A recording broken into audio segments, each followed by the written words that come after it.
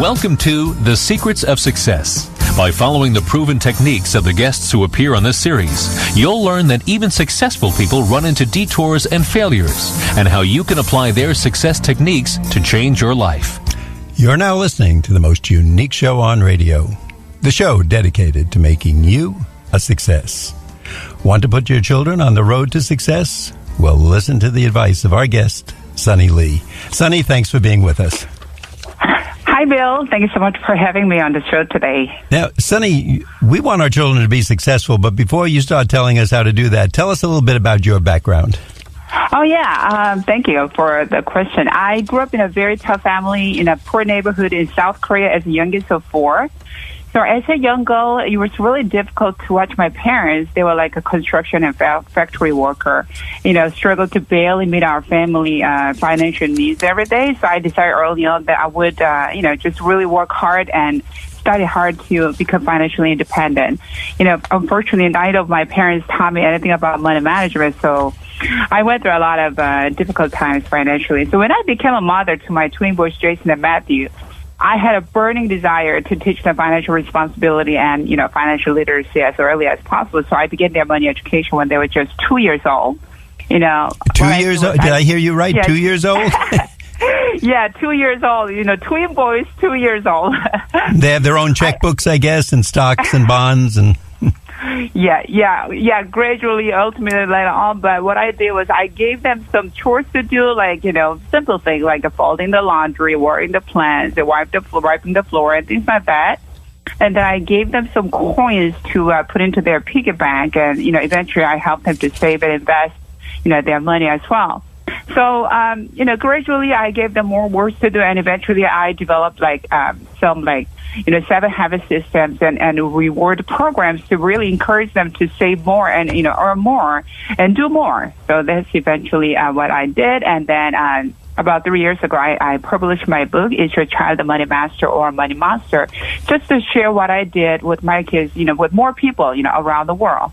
And, I was really fortunate to talk to many different people, invited to speak at different meetings, including 2017 $1 Million Roundtable main platform. I spoke to 14,000 financial professionals. And here I am with you, Bill, today with your awesome audience. The ultimate, our awesome audience. That's right. And it's Sunny, been a very wonderful journey for me. You're very modest, too, and I just want to mention to our audience, today we're talking about helping your child with finances, but I believe you've written about 6 books, and you, as a professional, you advise people on their finances, so much more than 2-year-olds and children. You deal with the adults, and you know your way around the financial world. Right, I believe so, yes. Now, your book, again, for our audience, Is Your Child a Money Master or a Money Monster? Tell us how you define those two terms. Yes, I believe, first of all, how do you define yourself? Are you more like a money master or a money monster, Bill? I'm more of a master. I'm a detail person. So I'm the person who bends over to pick up a penny, and I'll walk 2 stores or 5 stores down, or actually drive if I know something is 50 cents cheaper or $1 at another store. I like the game of doing that. The fun of finding the lowest price and getting value. Mm-hmm. So you are a very frugal spender and saver as well. I am, yes. Yeah, wonderful. Me too. And so you're my kind of guy. I believe that money masters and money monsters are just created through what we are taught. First, money masters are not like people who major in economics or mathematics or finance, but they are like the ordinary people like me and you, who really understand the value of money, what it takes to get it, how to earn, save, invest, manage, and share, with other people. So I believe that, when children are still young and teachable, we parents, grandparents, teachers, educators can really make money masters out of them. On the contrary, money monsters are those, who don't really understand the value of money, how to get it, what to do with it.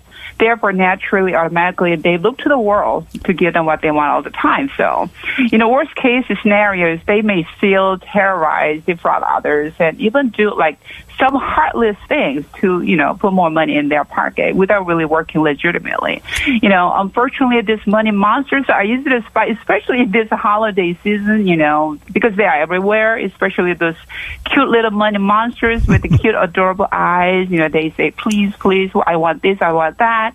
We can easily find them, at a toy store, ice cream store, and at a shopping mall, so those, there are a lot of money monster kids out there. So who are the creators? I believe that, parents are the main money monsters, and grandparents can be worse, but, because, we just give in to their request, give in to what they want. But they're so cute, right? Yeah, they're so cute and adorable. I understand that. But because we do that, these little money monsters can slowly grow into oblivious adult money monsters. Now, you touched on something, Sunny, and I'd just like to point it out to our audience.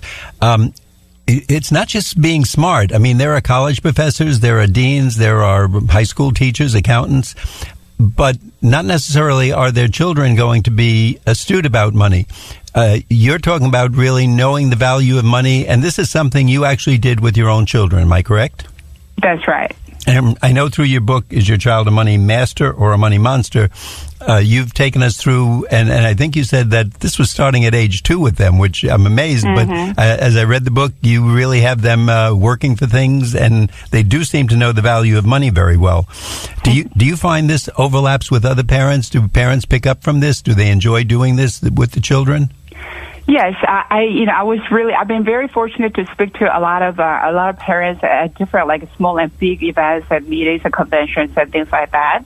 And then some of the parents took really seriously and applied, to these principles to their own family, to their own children. And then one of the parents that I met at a convention, actually, he's from Greece. He has a 13-year-old daughter, only child. So he confessed to me that all this time, basically he and his wife kind of spoiled the kids to, a really serious level. This kid didn't do anything all this time. She just received because the parents thought that, just giving whatever she needed or whatever she wanted was just, the way of like loving her. But after he learned from me, he applied it to her own daughter. And what he did was that he gave lots of chores to her. And then he set a rule, if you do this, I'll give you this money. If you do that, I will give you that money. So not just allowance, but commission based on what she did at home. So she was really willing to do a lot of like a big and little chores. And she actually told that guy, the parent, that for the first time ever, she feels like, her life is meaningful. She feels like she's worthy. All this time, she felt like she's not needed at home. She's not important because the parents didn't give her anything to do besides just providing her whatever. So for the first time, she expressed that way about her self-worth and her being very meaningful in the, useful in the family. So I think that is, one of the examples. And my kids, they are just really, they are the strongest advocates and supporter of my book and all this thing that I do along with this book and everything. And my kids said that when they have their own children in the future, they want to raise them in the same way they've been raised in terms of money, because their relationship with money is so solid and so powerful, very applicable, and it has a really strong foundation. Sunny, we want our audience to know, I'm sorry to interrupt you, but if someone is just tuning in, that they're listening to The Secrets of Success on the voice of Nassau Community College, 90.3 WHPC. I'm your host, Bill Horan, and if you like what you're hearing, that's because you're listening to Sunny Lee, the author of Is Your Child a Money Master or a Money Monster? Sunny, if people are hearing this, tell us where we can get the book, and is there a website where we can learn more about this? Yeah, so the book is Your Child a Money Master, Money Monster. You can find it on Amazon. It's available on Amazon. Also on my website at www.moneymasterkids.co. Just .co? Yes. Oh, okay. That's a little different. Okay. So yeah, .com was already taken, so that was the next best option for me. So I took it. Moneymaster Kids. Moneymasterkids.co. Moneymaster. Kids.co. Okay, I wanted to make sure that we got it because I thought I misheard you when you said that. And I will tell our audience that going through this, and I'm a new grandparent, it's very interesting, this book. And you seem, the general theory seems to be that don't just hand out money without effort, right? I mean, you don't make it hard, but you do set up a schedule with the kids. Am I correct? Right. Yeah. Because, a lot of parents, they just think that, just giving to these kids whatever they want is a form of love. But don't give your kids money just for being kids. It's like giving money for breeding. Want to work. Make them work and pay them reasonable commissions based on chores they do, not just allowances. Make them work. This is really important. Somebody said that life is gaining mastery. Life, like any skill, mastering financial responsibility or money management also needs some kind of learning curve, right? It needs persistence and commitment. Good money habits develop other skills that lead to a well-rounded, abundant, and fulfilling life. So it is really important that we start the journey with our kids right away. We have to teach them the correlation between money and work. A lot of kids think that money just grows on trees. If your kid thinks like that, you are in trouble. And that's a great point because I think, as you said, and the same thing we do with a cute kitten or a puppy, we want to lavish things on them. We actually have fun buying them little toys, but this is not the way to teach about the value of money.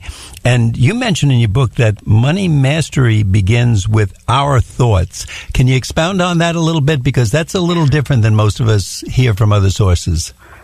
Right. I believe that children normally don't listen to adults, but they first watch us and copy us, and then they learn. So it's like they model us, our behaviors and our attitudes and our perception and everything else. Therefore, if they constantly hear negative things about money, like money is not the root of all evil, or rich people are bad because they take advantage of innocent people, or will never get rich, and things like that, or money is dirty, they may develop a negative view of money, which in turn creates poor money habits because mastery of anything, especially money mastery, begins with our thoughts. I call it millionaire mindset or money master mindset. That's why we get to be really careful about what we say about money. We get to always constantly say something positive and healthy about money. So, in my real life, I've been telling my kids about the healthy principles, like there is enough money for everyone, or we become rich by working hard and adding values to others, not through luck or fate or by stepping on other people's toes. Or this is one of my favorite, the soul of the diligent is richly rewarded, things like that, because we become what we think about. Therefore, if we want our children to grow with this fundamental principles about really successful money habit, we get to really talk to them in a very healthy and positive way about money. So it's our comments to them that may actually be putting a negative spin on money, and we don't probably even realize it. We're just talking about, we can't afford that, or that's too expensive. But we're actually putting seeds into their mind which are going to grow if we keep saying things like that. Exactly. Because I believe that money is just a tool. A lot of people put too much emotions into money. They interpret it different way. But money is neutral. Money can be, money can be good or bad depending on how we use it. Somebody said that, most people don't have money because they don't understand it. They talk about cold, hard cash, but it's neither cold nor hard. It's soft and warm. It feels good. And it's color coordinated to go with any color you might be wearing. Zig Ziglar. I love the way you put that. And he said that money isn't the most important thing in life, but it's reasonably close to oxygen on the gotta have it scale. So money is neutral, but money is important. That's why a lot of people just, put too much attention and too much meaning into money, thinking that, we got to do whatever it takes to make more money or put more money into our pocket. But we get to really teach our children about the truth about money. Money is just a tool. It's a vehicle to make our lives comfortable and enjoyable. Sonny, I have to make my producer's life comfortable and enjoyable, and I have to take a brief break right now, but at this point, got it. I want... can just go on and on. That's okay. No, we enjoy what you're saying. We're going to come back and find out more, but at this point in the show, we want to remind our listeners that you're listening to The Secrets of Success. My name is Bill Horan. The show is produced at the voice of Nassau Community College, 90.3 WHPC. We'll be right back after this brief break. Take a look under your bed. Find stuff under there? What about jobs? No? Now try your basement. There's a pair of overalls that overall you're not so into anymore. A perfectly good laptop that hasn't sat in your lap in months. And even more stuff, but still no jobs? Well, you really have both. See, stuff is defined as household articles considered as a group. Sometimes this stuff is no longer needed. Wait, no longer needed? That can't be right. Because remember those jobs you were looking for? Those are really needed. And they're the stuff inside your stuff. Even inside that winter coat that moved with you to Phoenix. Our job is to unlock those jobs, and it starts when you donate your stuff to your local Goodwill. Here's how we do it. When you donate to Goodwill, we sell your stuff to provide job training for people right here in your community. So just by teaming up with Goodwill, you help create jobs. And isn't that worth parting with the leftover keytar from your 80s cover band? Goodwill. Donate stuff, create jobs. Find your nearest donation center at goodwill.org. A message from Goodwill and the Ad Council.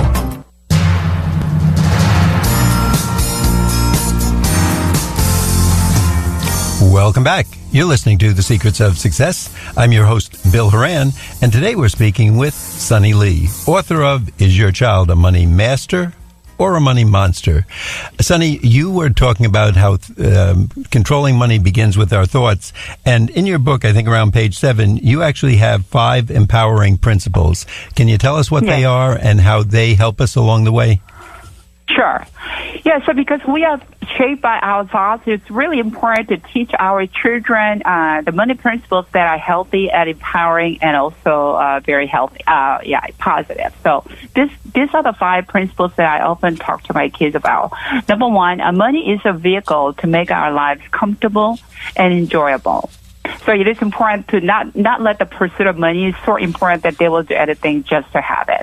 Number 2 is money is everywhere and there is enough for everyone. And I put this information in there. There are about 7 billion people in this world. It was as of 2015, and there were about $60 trillion. A trillion is equal to $1,000 billion. So a lot of money. That's why... Yes, that's a lot. I can't even conceive the number of zeros in those numbers. There are a lot of zeros. That means that there is money enough for everybody. You know, some people think that, there is too much money in too few hands, but that's the mindset from scarcity. We get to teach our kids to have the abundant mindset. And principle number 3 is money is good and useful. Some people think that money is dirty or money is bad. No, but it is really important to teach that money is good. Having a lot of money is good because with that we can do so many good things in this world to other people, also for ourselves as well. And principle number 4 is we become rich by adding value to others. Again, it is really important to understand that we get paid for bringing value to other people, bringing value to the marketplace. And principle number 5 is to share it with others. For this, it is really important for us to set an example, a good example. We get to walk our talk. We get to really show our kids that giving is also sharing, and that is part of true love. That's how love lasts forever, because when we give and we share, there is a life constantly flowing. So there are 5 principles that I often share with my kids, and they understand it very well, because especially when kids are very young, they are very receptive and very responsive. So just start early when your kids are still very young. Sonny, because as you were saying that, I noticed you put everything in a positive vein, and you talked about money is everywhere. It's for everyone. Share it with others. You become rich by adding value to others. You're not just telling people to hoard money, to rip people off to get it, to try to make a quick killing. You're showing honestly the true value. And they say the people who are your basic millionaires, I'm not talking about the vast wealth of some people, but the ones who have worked and built up either a small company or small savings, they have value, and they always use that word, the value of money, and they'll weigh things. They'll either buy a car because it's good, not just because they're showing off, but because there's a value there. Yes. Now, you stress, too, about starting early. I think that's the second habit. You have 7 habits in your book. And how early is early, and how do we get children started? Because we don't get taught this in school. So if we don't do it at home, we're going to be the monster, not the master. That's really interesting. I agree with you.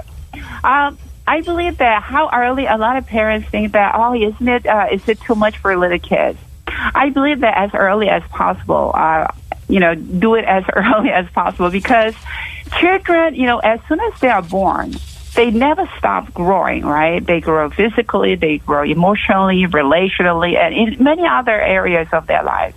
Why not also financially? When is the best time to teach them how to walk or how to swim or how to ride a bike? When they were in their 20s, 30s, and 40s, or before, as soon as possible, how to swim, how to ride a bike before age 10, right? That's a great point. Yeah, we don't wait till age 40 to ride the bike. People who wait until in their 40s, they have problems, not only relationally, but also financially. They have, they are not in a good shape.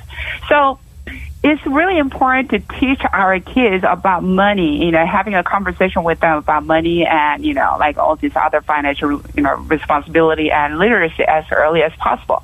Somebody said that when the baby become 2 years old, the size of their brain is almost as big as adult brain, about 80% developed already. So it is really important that we start this kind of money education with our kids as soon as possible. And the earlier, the better. Yes. Sonny, for those who may not have heard it on the first part of the show, you actually started this with your sons at age 2, and I believe they're teenagers today, are they? Yeah, they are now 14. They are really well-rounded, financially very responsible teenagers, and happy teenagers. And that's the main part. Sonny, before we find out more from you, we want our audience to know, if you're just tuning in, you're listening to The Secrets of Success on the voice of Nassau Community College, 90.3 WHPC. I'm your host, Bill Horan, and today we're talking to Sonny Lee. Sonny is a financial advisor, and she's written a book, among many other books, Is Your Child a Money Master or a Money Monster? And you may start thinking about that and may not like the answer that you come up with if you haven't been doing what Sonny's been doing. Now, Sonny, where can we get the book, and where can we find out more? Is there a website? Yeah, so you can find my book on Amazon. They are available on Amazon now. On the Money Master Kids, just type Money Master Kids, and it will take you where you get to be. And also, it's available on my website, www.moneymasterkids.co. So at the end, we always have to remember we're used to some of the other endings. This is .co.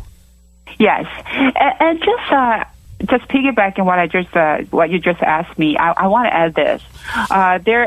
Dr. Maxwell Maltz, author of Psychocybernetics, said that human beings, including little ones, human beings have a built-in goal-seeking success mechanism, similar to a precision-guided missile that continually makes adjustments and corrections in order to hit its target. So do our little children, as little as 2, because they also have this success mechanism inside them, which help them to find answers to problems and work its own miracles. That's why it's really important, I believe, as parents, to really plant the seed of greatness, financial greatness, because they can become a money master if they learn whatever they need to learn at an early age. And so we help them to be trained and equipped for the real world out there. And in order for them to be that, I think, with parents, we get to be a good steward. We get to be a good manager to really help them to become a man and woman they are created to be. And especially in the area of money management and financial responsibility. And it's never too early or too late to begin that journey to greatness. Now, you've started and you worked with your children, and I like this because I do think it's a visual aid and helped. You actually gave your children a piggy bank that they could see as they put money into it. Am I correct? Yes. So when they right. And they didn't just get money; they actually had to earn it. they needed to earn. In my household, in my family, there's no such a thing like a free money, free gift, free nothing, right? They know that they have to earn it legitimately through work. So, ever since they were 2 years old, I gave them lots of chores to do. And as they grew, I gradually increased the level of work and also their commission. And once they, for example, if they do, like little chores to like more advanced chores, like, washing the car and or vacuum the floor and things like that, depending on the intensity of their chore, I gave them commission. So when they were back to their younger age, when they received that, when they finished their chores with a good attitude, I gave them $1 or $2 in coin, and then I helped them to put the coin into their piggy bank. Here is an important tip. Advice for parents. You don't want to buy them a big, heavy ceramic or like really thick plastic piggy bank where they cannot see anything what's going on inside. It has to be small so that you will fill up fast. And it has to be small enough for them to grab and just move around. And it has to be clear and transparent enough for them to see what's really inside, what's really going inside the piggy bank. So that's a really powerful psychological lesson for them. Once they see the money going in, they know that, when they do a job well done, then the bank gets filled fast. And I see in your book, and you have charts in here to show, when you say you paid them for chores, emptying trash, sweeping, then they could, certain things that you might have a choice. I'm guessing it might be cleaning the dishes or the dinner table or cleaning up something else. But there were various chores, and they got literally paid for this, and the money then they would take it and put it in their piggy bank. Mm-hmm. So they got now, but you also had rules about the piggy bank. There was a percentage that went for spending, a percentage that eventually was saved, and even for charity. Is that correct? Yes, because we get to it is up to us to really teach them anything we want them to learn. But when it comes to teaching them about money, it is very important to keep it simple when they're still very young. Because if we try to lecture to them about money, we lose them in 3 seconds. So keep it simple. So what I did was I wanted to teach them about budgeting, right? So budgeting and also just a simple money allocation. So when I give them, for example, $1, it's really, okay, let's say it's $10 to make it more easier for them to understand, for you to understand. So if it's $10, okay, so 10% goes to charity. We go to church, so 10% goes to church, right? Give it to God as a tithing. And then the rest of the money, 90%, out of 90%, 50% is for their spending. So I give them just total responsibility, total ownership of that money because they worked hard for it. Therefore, they can keep it. Here is another important tip. Parents, we get to let them control their money. Some parents just keep all the money and then don't give any access to their money to their children. No, it is important for them to feel like they are the owners of their money. They have the money. They can control and manage the money. So let them have the 50% of that 90% for their spending. Sunny, and then the other 50% goes to their college fund. Sunny, before we're just running out of time, and before we do, I want our audience to know the book is Your Child a Money Master or a Money Monster? It's by our guest, Sunny Lee. And give us the website real quick. Yeah, so website is www.moneymasterkeys.co. Thanks so much for being with us today, Sunny. I'm sure you're going to make us all a lot richer, and a lot of kids who are going to learn how much fun it is to set up their own piggy bank. We'd like to let our audience... You're quite welcome. We'd like to let our audience know that you've been listening to The Secrets of Success on the voice of Nassau Community College, 90.3 WHPC. I'm your host, Bill Horan, asking you to please join us again next week at the same time when we will continue our journey to success.